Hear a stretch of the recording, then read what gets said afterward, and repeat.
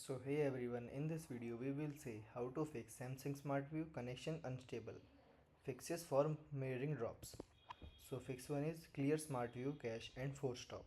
Swipe down from the top of your phone screen with two fingers to open the quick panel. Press and hold the Smart View icon.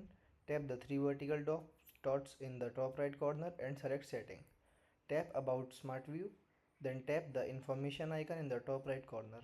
Tap storage, then tap clear cache at the bottom right. Tap the back arrow once, then tap force stop at the bottom right.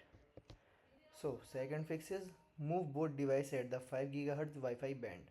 Open phone setting and navigate to connection. Select Wi-Fi and check your Wi-Fi name. If the router has two bands, choose the one ending in 5G or 5 GHz. Use the TV remote to access the TV's network setting.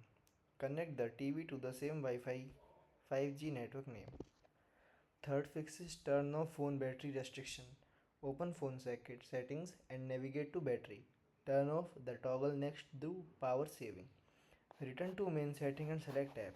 Tap the filter or short icon next to your app and enable show system app. Then confirm by tapping OK. Search for a select smart view. Tap battery and change the setting to unrestricted. Fourth fix is turn off conflicting network setting. Open your phone's VPN app and disconnect it completely.